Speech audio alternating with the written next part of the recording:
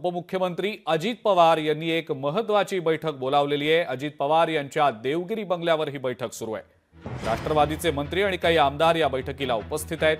मंत्री धनंजय मुंडे सुद्धा देवगिरी बंगल्यावरच्या या बैठकीसाठी उपस्थित आहेत। मंत्री आदिती तटकरे, हसन मुश्रीफ, नरहरी झिरवाळ, प्रदेशाध्यक्ष सुनील तटकरे, कार्याध्यक्ष प्रफुल्ल पटेल बैठकीसाठी उपस्थित आहेत। उमेश करंजकर आपले प्रतिनिधी या बैठकी संदर्भातली अधिक माहिती आपल्याला देत आहेत। उमेश, अजित पवारांनी ही आढावा बैठक बोलावलेली आहे। देवगिरीवर ही बैठक सध्या सुरू आहे। धनंजय मुंडे सुद्धा या बैठकीला उपस्थित असल्याचं समजतंय। काय नेमकी बैठकी संदर्भातली माहिती? अजिंक्य, उपमुख्यमंत्री अजित पवार दर मंगळवारी ही आढावा बैठक बोलवत असतात आणि आढावा बैठकीतून त्यांच्या पक्षातील जे मंत्री आहेत, आमदार आहेत, त्यांच्या मतदारसंघात नेमकी काय कामाची परिस्थिती आहे, काय कुठलं काम करणं जाणं बाकी आहे, त्यासाठी काय निधी हवा आहे, या सगळ्याचा आढावा तो घेतला जातो। खास करून जे मंत्री आहेत त्या मंत्रींच्या खात्यांमध्ये नेमकं काय चालू आहे, त्यांच्या खात्यासंदर्भात नेमकी कामं कुठली आहेत, कुठली कामं करायची आहेत आणि या संदर्भात इतर कुठल्या जे मंत्री आहेत त्यांच्याकडनं काही मदत हवी आहे का, या सगळ्या संदर्भाचा हा ओव्हापोह जो आहे तो या बैठकीत घेतला जातो। काही वेळापूर्वी ही बैठक जी आहे ती सुरू झालेली आहे आणि या बैठकीला स्वतः धनंजय मुंडे हे देखील जे आहेत ते उपस्थित आहेत असं म्हटलं जातं आणि यासोबतच इतर जे मंत्रीगण आहेत ते देखील उपस्थित आहेत आणि त्यांच्याबरोबर ही जी महत्त्वाची बैठक आहे ती सुरू झालेली आपल्याला पाहायला मिळते। आता आपण पाहू शकतो की ती रेलचेल जी आहे तीच आपल्याला या सगळं त्यांच्या शासकीय निवासस्थानाबाहेर आपल्याला पाहायला मिळते।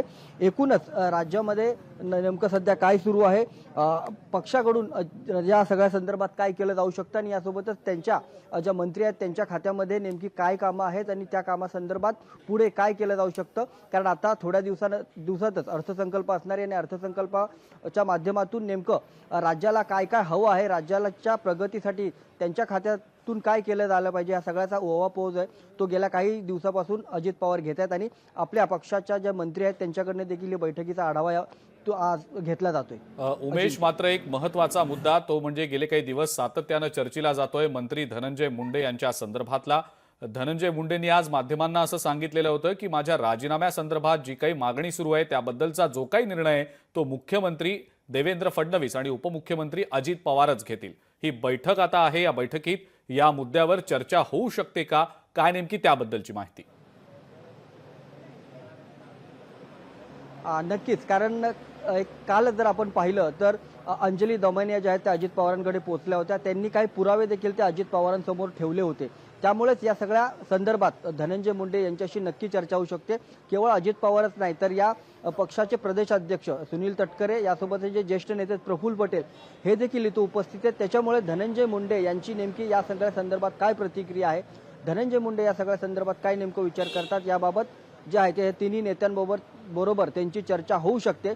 एकूणच काय तर धनंजय मुंडे यांनी थेट सांगितलेले की माझ्या राजीनाम्याबाबत जो काही निर्णय आहे अजित पवार असतील किंवा मग मुख्यमंत्री देवेंद्र फडणवीस हे घेतील।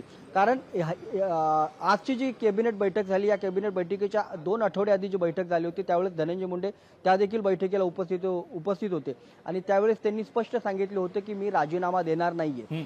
या बैठकीला जरी त्यांनी तो राजीनाम्याचा प्रश्न किंवा तो जो चेंडू आहे तो उपमुख्यमंत्री आणि मुख्यमंत्र्यांच्या कोर्टात टोलवला असला तरी त्यांनी मन बनवलेलं आहे, त्यांनी निर्णय घेतलेला आहे की ते राजीनामा देणार नाहीयेत।